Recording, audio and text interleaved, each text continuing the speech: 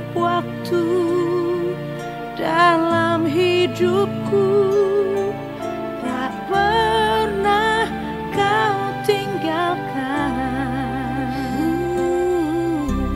Meski langit tampak suram,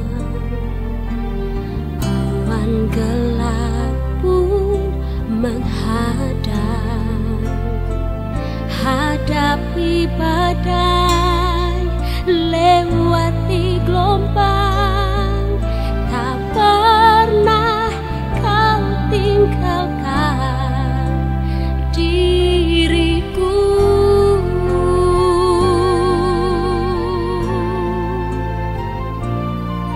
Walau 1000 rebah di sisiku, kau tetaplah Allah penolongku.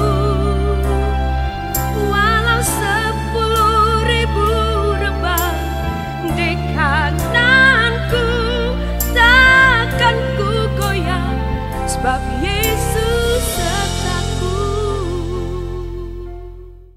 Shalom, jemaat yang dikasihi Yesus Kristus, salam sehat, salam sejahtera bagi kita sekalian. Marilah kita bersatu di dalam doa.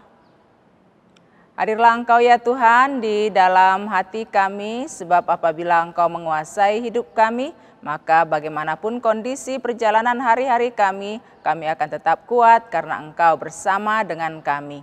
Berfirmanlah Engkau, kami telah siap mendengarkan. Amin. Saudara-saudari sekalian, firman Tuhan bagi kita pada hari ini tertulis dalam kitab Wahyu, pasal yang ke-19 ayat 6. Lalu aku mendengar seperti suara himpunan besar orang banyak, seperti desau air bah dan seperti deru guru yang hebat. Katanya, Haleluya! Karena Tuhan Allah kita yang Maha Kuasa telah menjadi Raja. Demikian firman Tuhan. Saudara-saudariku sekalian yang dikasihi Yesus Kristus, Tuhan Allah yang kita kenal adalah Allah yang berkuasa tanpa batas waktu dan tempat. Bila dikatakan dalam nats ini, Allah kita yang Maha Kuasa telah menjadi Raja, bukan berarti tahta kerajaannya pernah direbut atau dikuasai iblis. Allah tetap penguasa absolut sepanjang masa karena Dialah pencipta segalanya. Kerajaan Allah tidak ditentukan oleh siapapun dan oleh apapun. Sebab Allah adalah pencipta dan penentu segala sesuatu. Meskipun di bumi ini sejak zaman dahulu, iblis selalu berusaha mempengaruhi manusia untuk menjauh dari Allah, hal itu tidak berarti iblis berhasil merebut kuasa Allah. Bila kita beriman teguh, maka Tuhan memberi kuasa mengatasi kejahatan setan. Dikatakan dalam 1 Yohanes 4 ayat 4, Roh yang ada di dalam kamu lebih besar daripada roh yang ada di dalam dunia. Meski dunia ini bisa menyiksa tubuh manusia, namun orang percaya tidak akan kehilangan roh dan jiwanya dan tidak akan mampu untuk mengalahkannya. Rasul Yohanes menuliskan wahyu ini untuk memberikan semangat kepada 7 jemaat, yakni Efesus, Smyrna, Pergamus, Tiatira, Sardis, Philadelphia, dan Laodikia.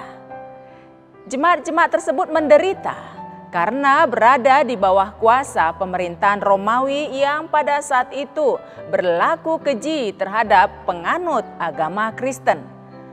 Di sana para rasul mengalami penganiayaan yang tidak terhingga kejinya dan tidak berperi kemanusiaan.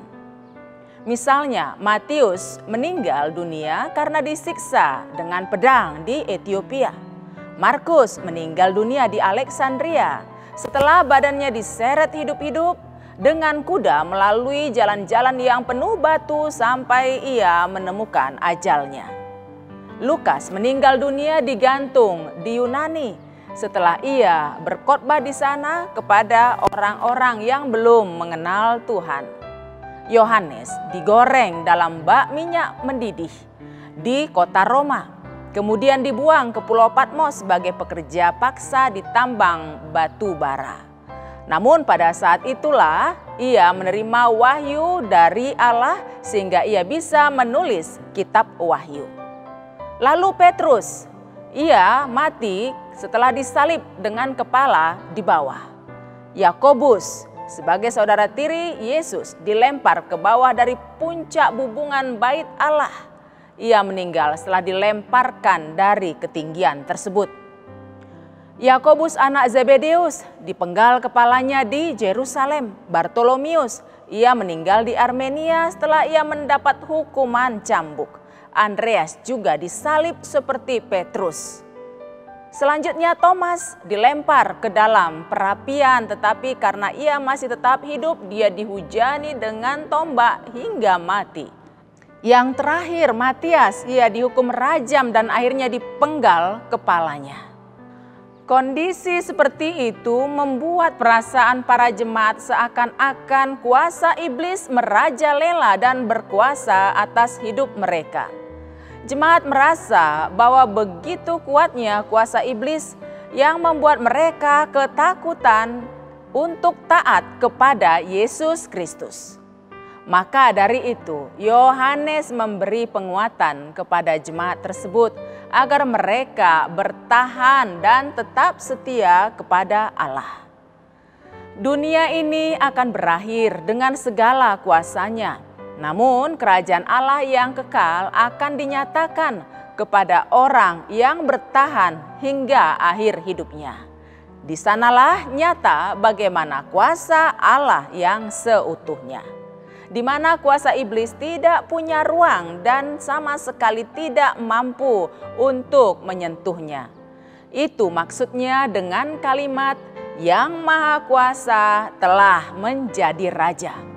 Kuasa iblis yang membawa ketakutan dan sengsara tidak berdaya lagi. Godaan iblis yang menyengsarakan manusia tidak ada lagi. Duka, nestapa, semuanya sirna. Sakit penyakit tidak ada di sana. Hanya sukacita yang kekal selama-lamanya. Jemaat sekalian, nats ini memberi semangat bagi kita. Di dunia ini, iblis masih leluasa bergerak di hati manusia.